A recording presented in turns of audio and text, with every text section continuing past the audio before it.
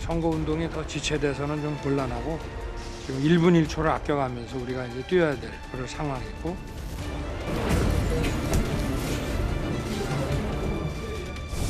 총괄선대위원장은 수락하셨습니까? 아직은 내가 뭐 거기에 대한 확정적인 얘기는 안 했어요.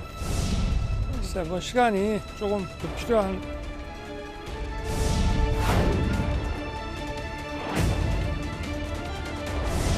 오늘 어디 보니까 뭐 나한테 무슨 최후 통첩을 했다고 그 주접 떨어놨던데 잘 됐다고 그래서 그 뉴스 보고. 보도 보면 나는 밖에서 돕겠다 이런 식으로 어제 만찬. 나는 밖에서도 돕겠다는 얘기 한 적도 없어요.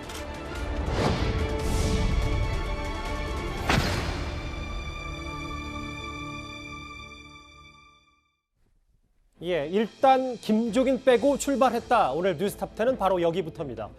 윤석열 후보와 김종인 전 비대위원장 두 사람의 갈등이 좀처럼 좁혀지지 않고 있습니다. 완벽한 결벌은 아닌데 좀처럼 매듭을 짓지 못하고 있는 건데요. 어제 저녁에 얼굴 맞대고 저녁 식사까지 함께 했지만 시간이 더 필요하다는 결론만 나왔습니다. 좀 더 길게 만나보겠습니다.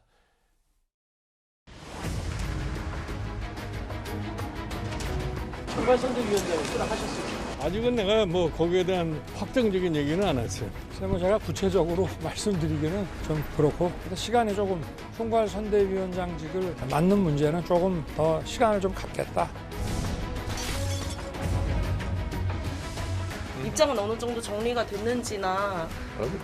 자꾸 나한테 내가 내 입에서 무슨 새로운 말 나올 리가 없으니까 자꾸 질문 들어오지 마세요. 오늘 어디 보니까 나한테 무슨 최후 통첩을 했다고 그 주접 떨어놨던데. 그 김종인 전 위원장에게 주말까지 최후 통첩을 했다는 보도가 나왔는데 이게 제가 더 말씀을 안 드리는 게 좋을 것 같아요.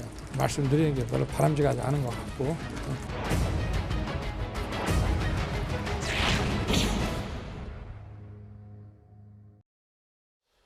글쎄, 막은 올랐는데 지금 오셔야 된다는 윤석열 후보 목소리, 그런데 시간이 좀 더 필요하다는 김종인 전 비대위원장. 나머지 사람들 저렇게 뭐 주머니에 손도 넣고 좀 기다리고 있긴 하거든요.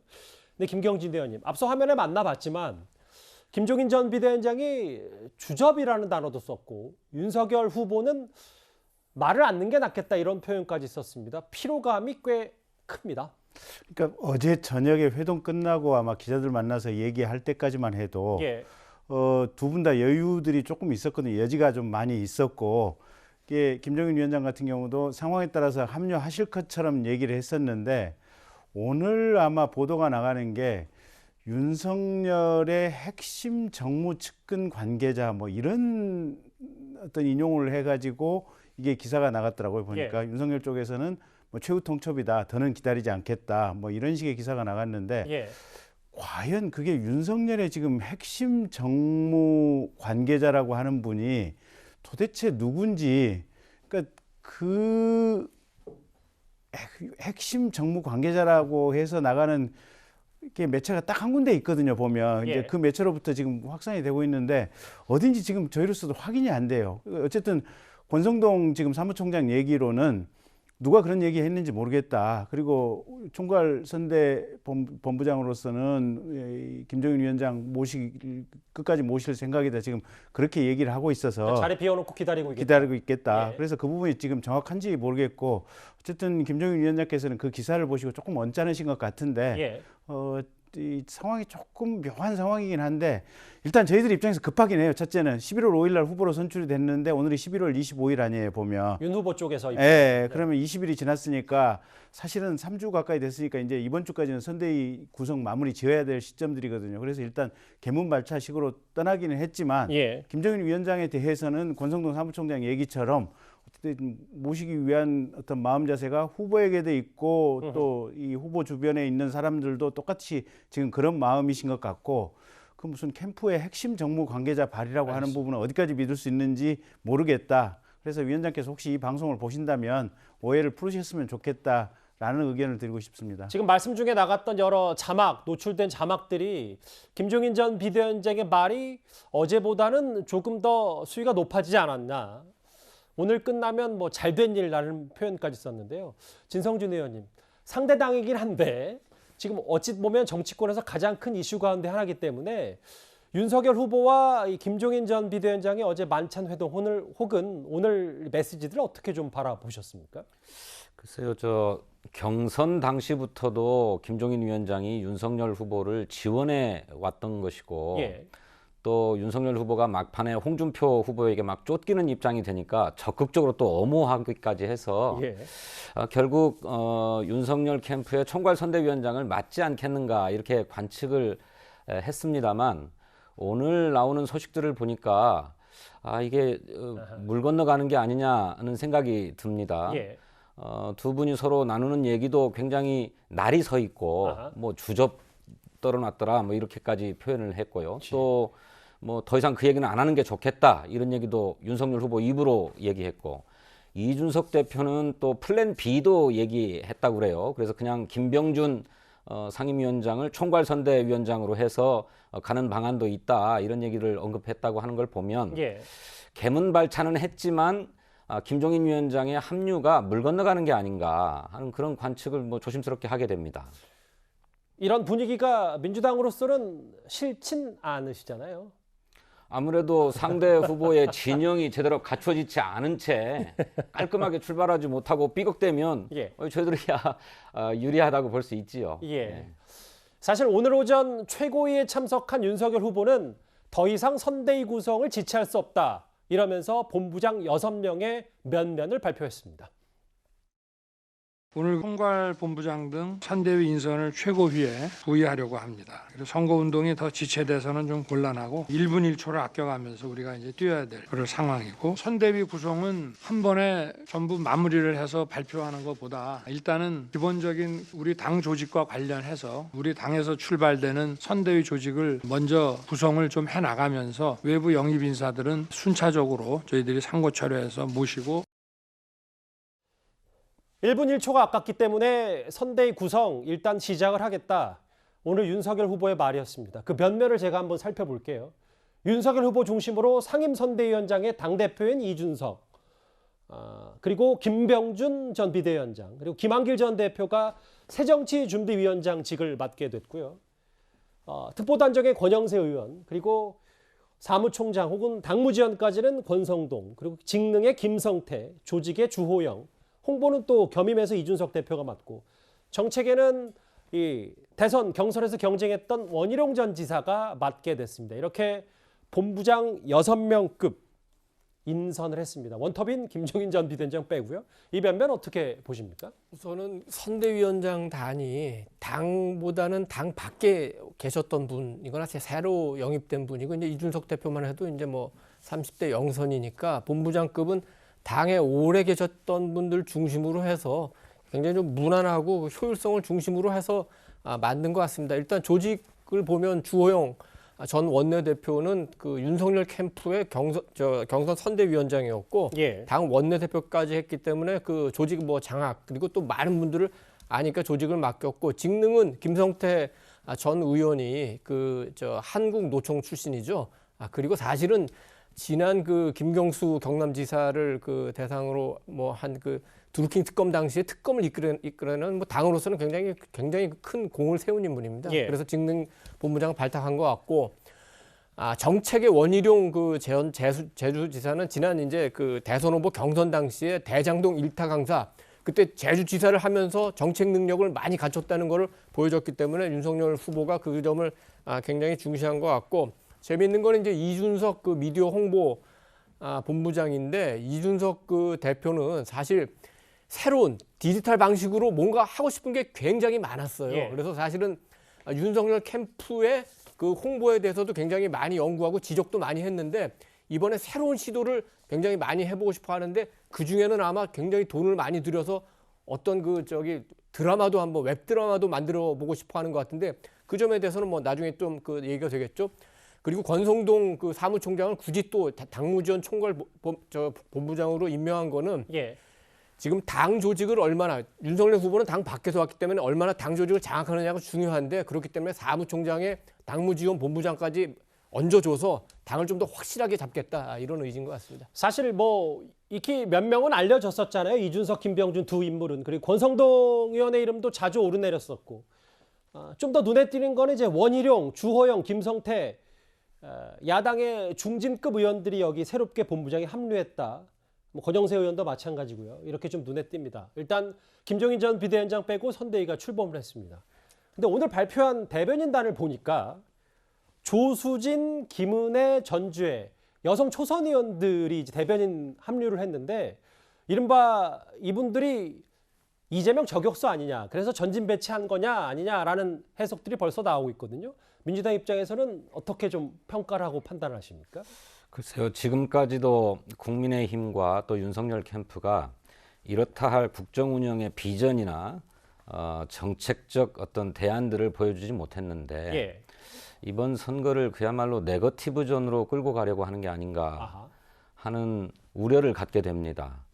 아시는 것처럼 공보단장에 임명된 조수진 의원의 오늘 첫 논평이 뭐 입에 담기 어려운 막말 수준의 논평이었습니다. 이재명 후보가 포르노 배우인 줄 알았더니 갑자기 순정파 배우로 변신했다. 뭐 이런 취지의 논평을 냈던데 포르노 배우란 말이 도대체 무슨 근거에서 그런 말씀을 하시는지 모르겠는데 우리 국민 보시기에 과연 정치인의 입에서 나올 수 있는 말인가 하는 생각이 들어요. 뭐 그 달리 어떤 설명도 없이 그런 얘기를 했기 때문에 이게 그야말로 이번 선거전을 난타전, 저격, 뭐 싸움판 이런 것으로 끌고 가려는 것이 아닌가 우려스럽고 또 한 가지 지금 본부장 인선 가운데 뭐 중진 의원들의 능력이나 장점들을 고려해서 잘 배치하신 것 같긴 한데 김성태 의원이 직능 본부장에 임명된 것은 좀 의외입니다. 김성태 의원은 당신의 딸을 KT에 특혜 채용시켰다고 하는 혐의로 재판에서 2심이긴 합니다만 유죄 판결을 받지 않았습니까? 그래서 실형이 선고된 것으로 아는데 이런 분을 선거대책위원회 간판급 자리에 임명했다라고 하는 거는 2030 청년들의 어떤 심정이나 이런 것을 헤아리지 못하고 또 윤석열 후보가 표방해왔던 공정한 사회를 만들겠다라고 하는 것과도 거리가 있는 인선이었다 이런 생각이 듭니다. 조목조목 반박을 다 하셨습니다.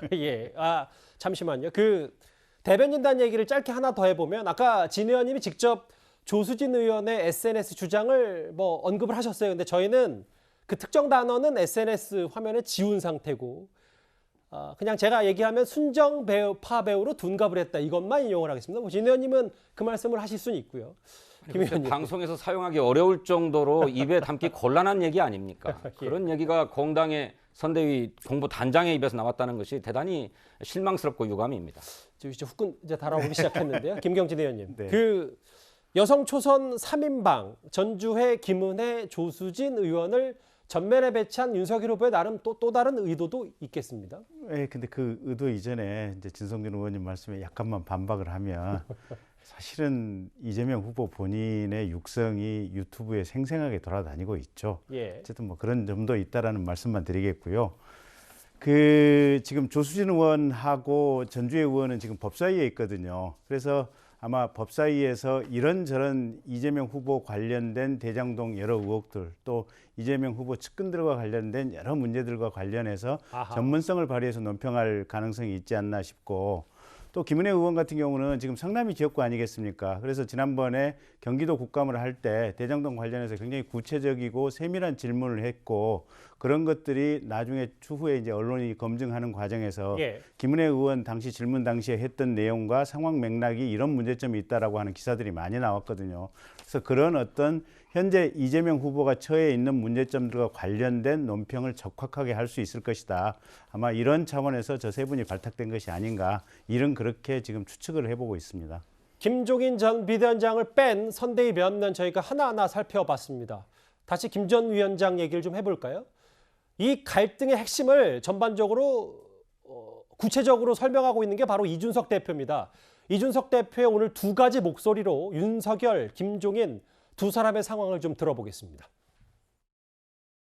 저는 오히려 후보에게도 만약 김종인 위원장을 모시지 못하는 상황이면은 김병준 위원장을 포함해서 다른 인사를 총괄선대위원장으로 세워도 좋다. 김종인 위원장 없이 만약에 저희가 예기치 않은 그런 상황이지만 선대위를 구성해야 된다고 하면은 저는 뭐 다른 총괄선대위원장을 세울 수도 있다 이런 생각합니다.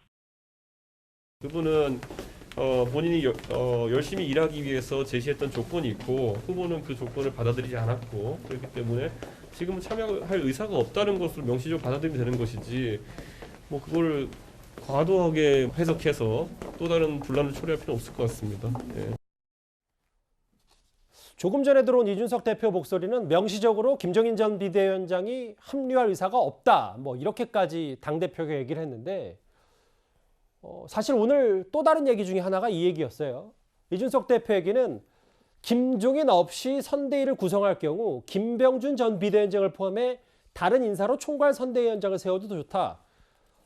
그러니까 이제 없는 셈 치고 김종인 전 비대위원장 없는 셈 치고 선대위를 꾸려야 된다. 이런 얘기까지 이 대표가 했어요. 뭐 액면 그대로 그런 얘기일 수도 있고 또 반대로는 그 총괄 선대위원장 김종인 없이 가도 괜찮은 거야 하고 뭐 반문할 그는 저 얘기일 수도 있는데 이준석 대표는 뭐 김종인 그 총괄 선대위원장 뭐 영입하겠다고 가장 먼저 그 얘기했던 분 아닙니까? 예. 그래서 윤석열, 김종인, 이준석 세 분 간에 약간 미묘한 그 갈등이 있을 때도 윤석열 후보보다는 김종인 위원장 쪽으로 조금 편을 드는 거 아니냐 이런 인식이 좀 있기 때문에 지금 후보가 이제 선대위를 출범시켰고 본인도 거기에 위원장이자 본부장으로 참여하기 때문에 입장을 확실하게 하기 위해서 저런 얘기를 했을 수도 있고 한편으로는 아까 잠깐 말씀드린 대로 그래도 총괄 선대위원장에 김종인을 모시고 가야 되는 거 아니냐 이런 뉘앙스도 같이 조금 담고 있는 것 같습니다. 이 대표에게는 김종인 전 비대위원장이 말한 조건이 명확하기 때문에 그걸 받아들일지 안 받아들일지는 윤석열 후보의 몫이다. 뭐 이렇게까지 얘기하면서 뭐 김병준 위원장이 원톱으로 가야 될 수도 있지 않냐라고 얘기를 했더니 권성동 사무총장이 바로 맞받아쳤어요. 지금 설득 중인데 왜 이런 얘기가 나오는지 모르겠다. 이런 뭐 쓴소리 아닌 쓴소리까지 했습니다. 글쎄 그러니까 이제 각자의 입장과 상황에 따른 뭐 얘기를 그러니까 뭐 영 안 오시면 현실적으로 저렇게 갈 수밖에 없지 않느냐가 지금 이준석 대표의 얘기인 것 같고요. 권성동 사무총장의 얘기는 얘기는 끝까지 최선을 다해본 다음에 만약에 안 되는 걸로 확정이 되면 그때 할 수 있는 얘기 아니냐 뭐 이런 입장 차이인 것 같아요. 근데 분명한 것은 어쨌든 후보도 그렇고 권성동 사무총장도 그렇고 끝까지 최선을 다해서 모셔본다라는 것이 아마 오늘의 입장이 아닌가 싶습니다. 예. 일단 여전히 불확실한 김종인 전 비대위원장의 거취입니다. 그런데 결국 합류해도 문제, 안 와도 문제라는 얘기가 이제 국민의힘 당내에서 벌써부터 나오고 있는데요. 이 얘기를 저희가 좀 정리를 해보겠습니다. 이거는 진성준 의원님께 좀 질문을 드리는 게 나을 것 같아요. 저희가 화면을 준비했어요. 만약에 김종인 전 비대위원장이 극적으로 합류를 한다라고 했을 때는 여러 가지 경우가 있을 텐데 이게 그럼에도 국민의힘이 바라는 결과 아니겠나. 상징성도 좋고 본인이 갖고 있는 경제민주화국은 중도 확장성이 보완이 되는데 색깔이 다른 부분이 이제 상황 리스크 아니냐. 민주당으로서는 김종인 전 비대위원장이 국민의힘에 합류를 하면 일단은 초반은 부담스러운데 하면서도 나중에 뭔가 윤석열 후보가 안 보일 수 있다는 그런 지적, 그런 비판 포인트들은 민주당에 분명히 있는 겁니까? 글쎄 저희들도 지난 20대 총선을 앞두고 김종인 비상대책위원장을 그야말로 비상대책위원장으로 영입한 적이 있었습니다. 그렇죠. 그때도 이 김종인 위원장의 당내 위상과 권한을 어디까지로 할 것인가 하는 문제가 당내에 약간의 논의가 있었습니다만 전권을 주지 않으면 합류하지 않는다라고 하는 것 때문에 전권을 드린 바가 있거든요. 이번에도 그와 비슷한 문제 같습니다. 김종인 위원장이 선거 운동에 있어서 전권을 주게 되면 그것이 윤석열 후보와 잘 맞아떨어져 돌아가면 좋겠는데 그러지 않을 경우에 늘 이런 식의 권한을 놓고 벌이는 충돌이 발생하지 않을까. 그거는 굉장히 심각한 문제를 야기할 수도 있기 때문에 아까 저 상황 리스크라고 표현해 주셨는데 그런 문제가 윤석열 후보에게는 큰 짐으로 될 것이다. 그래서 아예 김종인 위원장이 얘기하는 단 한 가지 조건이라고 하는 것이 짐작컨대 김병준 상임선대위원장을 인선에서 배제해라라고 하는 얘기 같습니다. 명시적으로 나온 얘기는 아니어서 제 짐작에 불과합니다만 그걸 도저히 받아들일 수 없으니 비워놓고 간다 하더라도 그냥 가자라고 하는 쪽의 결심을 윤석열 후보가 굳혀가는 게 아닌가 그런 생각이 들죠. 진 의원님, 그 민주당 입장에서는 그래도 합류하는 게 더 부담스럽겠죠? 아무래도 여러 사람들이 힘을 모으면 뭐 선거라고 하는 것이 한 표라도 더 긁어모으자고 하는 것이니까 부담스럽죠. 예. 근데 만약에 결국 김종인 합류가 불발이 됐다라고 했을 때 윤석열 후보 혼자다. 윤 후보의 권위와 자신감은 올라가고 당 장악력은 좀 커지겠습니다만 글쎄요, 삼고초려에서 모셨고 혹은 뭐 김한길, 김병준 이런 정치 원로들과 함께 하고자 했던 정치력은 좀 실패한 거 아니냐. 벌써 이런 분석도 있어서요. 근데 거꾸로 보면 지금까지 과정 자체가 윤석열의 정치력을 적나라하게 국민들에게 보여준 것이 아닌가 저는 그런 생각도 들거든요. 예. 그러니까 김종인 위원장께서 저렇게 이제 본인이 강한 어떤 주장을 하고 있고 강한 요구를 하고 있음에도 불구하고 사실은 본인이 그냥 쉽게 결정을 내려버리면 되는데 끝까지 모시려고 하고 끝까지 의견을 조율하려고 하고 끝까지 모든 사람들하고 소통을 해서 이 상황을 만들어 가려고 노력하는 이 과정을 지금 전 국민에게 한 열흘 정도 보여줬잖아요, 보면. 예. 이 과정이 과거의 검찰총장이었기 때문에 수직적으로 일방적으로 명령하고 지시할 것이다. 이런 식의 어떻게 보면 뭔가 그냥 잘못된 전제를 국민들이 하실 수가 있을 텐데 그 점을 완전히 깨트리는 장면을 지금 열흘 동안 보여줬잖아요, 보면.